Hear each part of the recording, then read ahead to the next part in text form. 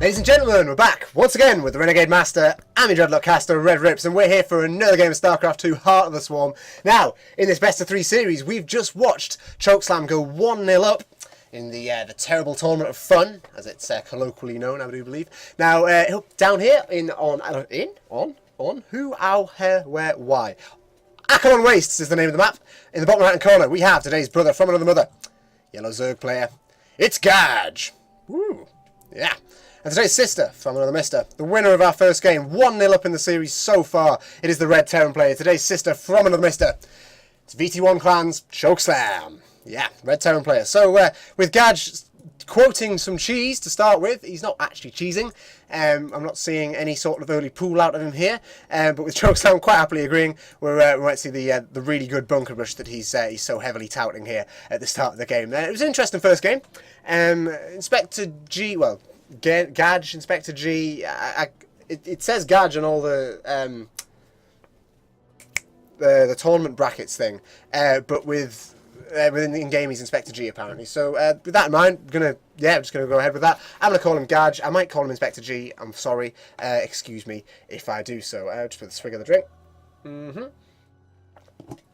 So if Chokeslam wins this, he's gonna go on to the second half of the next round. Sorry, of the winners bracket. Inspector G, Gaj, has to win both this game and the next game if he wants to continue moving forward in the winners bracket. And obviously the loser of these games will go to the losers bracket. So not out of the tournament yet, double elimination. Looking very good. And I'm not actually sure who he'll be playing in the tournament at the bottom there. If I just have a quick glance on my other screen here while I wait for this game to start up. It does look like, I can't tell yet, the brackets haven't been decided enough yet. So we'll have to wait and see who's going to go through the losers bracket. Meanwhile, we're going to see Inspector G taking the early hatchery, the early pool again. I think that was actually, it was hatch first, with a pool just behind that and a gas just behind that as well. Usual sort of macro build, not really changing anything up here out of Inspector G.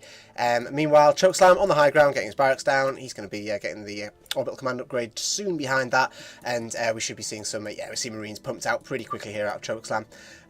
So we're seeing the hatchery half done in the second base here of Gaj. Now, I'd quite like to see some sort of, basically Gaj's last game, he played well in the sense that he got his all in together, he got it going and looked really good.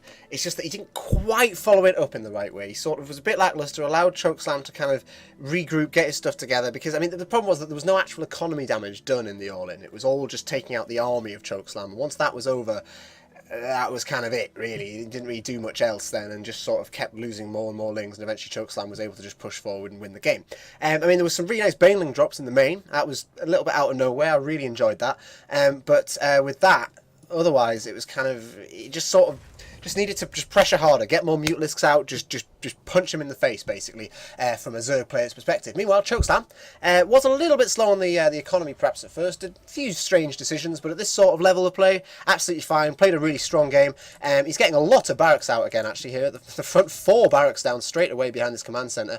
I feel like this is slightly brave, and the thing is, as a player, he doesn't seem to be aware of what the reactor does, or if he is, then he isn't a fan of it anyway. I'm not trying to call him stupid, it's just that, it kind of, reactors are really good, and I'm kind of wondering why he isn't going this early gas and then getting out some early reactors to really pump those troops out if he wants to get lots of early troops out.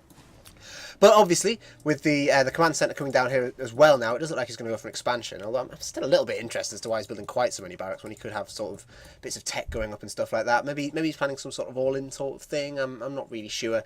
It's not that much is all-in anymore, really. I don't even Gaj's last game wasn't particularly all-in. He cut a lot of drones from his second base, but I still feel like there was a good sort of a path out of it. He expanded, went for a third base, did all that sort of nice thing. Meanwhile, Chokeslam, on the other hand, once again, he's not really going for the reactors, just getting the tech lab out so he can get his stim and combat shield out like he did last game, and it does look like I think he'll probably just be churning out the Marines, going for a similar sort of bio army. It's what you do against Zerg. He didn't really use Widow Mines, interestingly enough, which is strange for a Terran player because I don't think this has been played since the new patch, but Widow Mines basically since they got nerfed, I don't feel like they're that much weaker really. They're weaker, but they're not game-changingly weaker. It's not like the Infestor, where everyone just flips over tables and goes, oh, fuck it, I can't be asked to use this unit anymore, oh my god. And that kind of was where the Infestor went once they nerfed the hell out of that at the end of Wings of Liberty. But with the Widowmine, still pretty strong. So unless he just doesn't really like it, doesn't really play with it very often, it's kind of interesting to see that he doesn't really build Widowmines here and tends to just go straight up for the... Oh, that was a nice little bit of link control there, getting around those Marines and straight into the main base. He's going to get plenty of scouting information out of this, his Gadge here now. So yeah, so it kind of a little bit mystified by some of the decision making, but it's all good. The point is you win the game, and that's what matters. So we're going to see an early layer out of Gadge here. He's only on 2 bases, so I guess he's rushing out Mutalisks or something. We've got a Roach Warren down as well, a bit different from the last game, and actually a Baneling Nest as well. So it almost looks like he can't make up his mind about which tech to go for exactly. I mean, I'm not saying that this is wrong necessarily. It's just kind of interesting, and I'm wondering why he's powered forward to the layer so soon.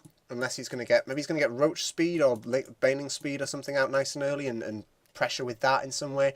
And actually, yeah, he's going to be getting the Roaches out here just as Chokeslam's timing, stim timing approach is half done.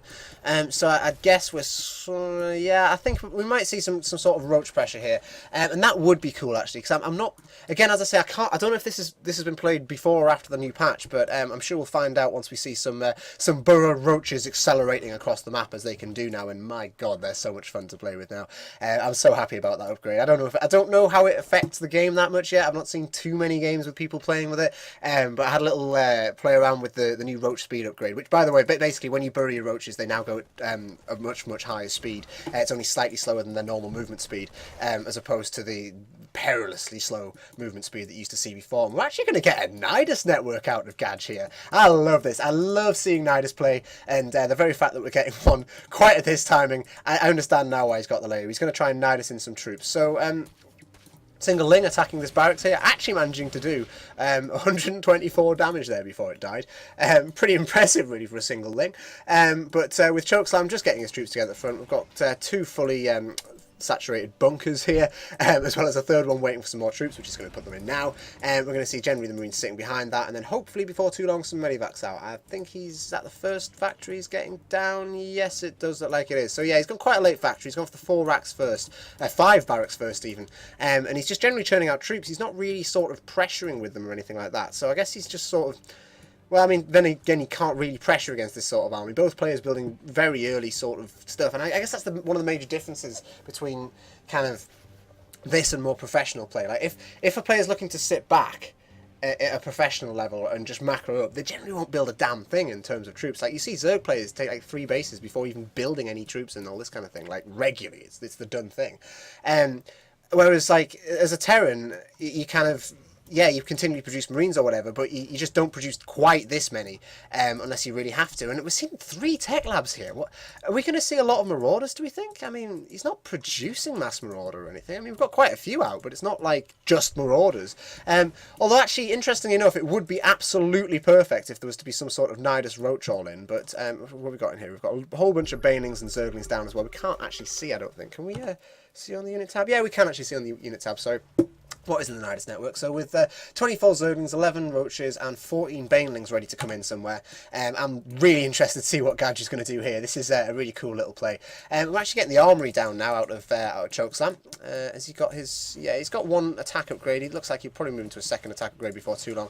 And with these rocks here falling as well, I think we're going to see this commander down on this command center down on this ground here, and that generally seems to be the positioning there out of our Chokeslam. So with Inspector G moving some Roaches up to the front here, I think this Overseer is probably going to try and drop a Nidus here somewhere, perhaps.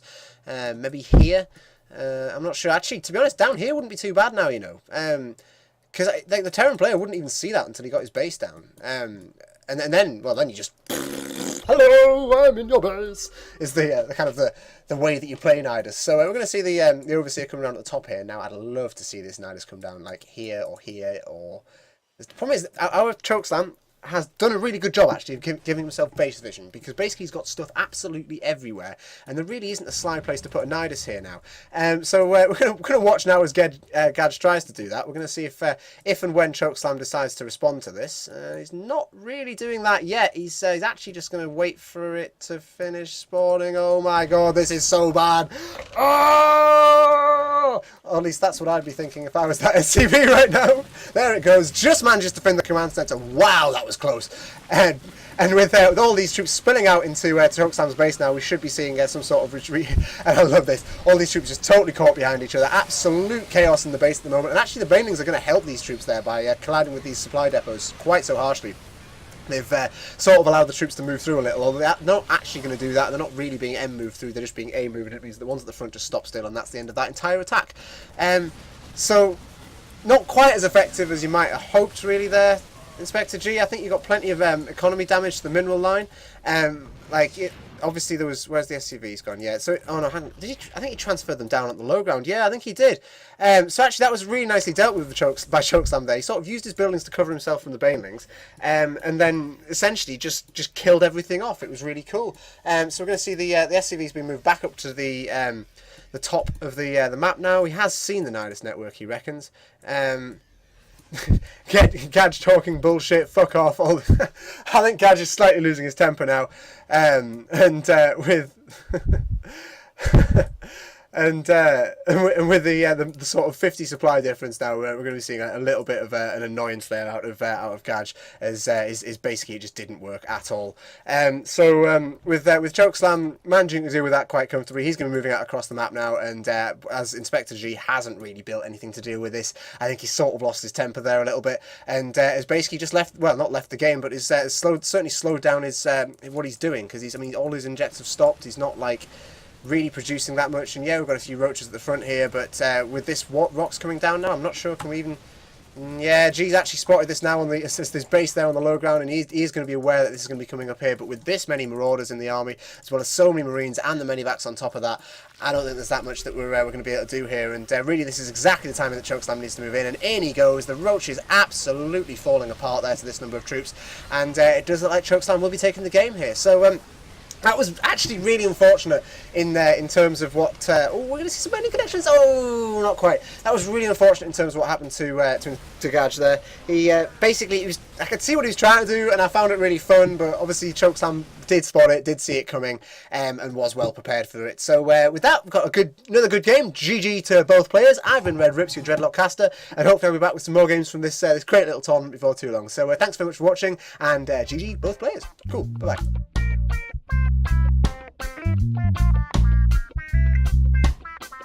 Thank you.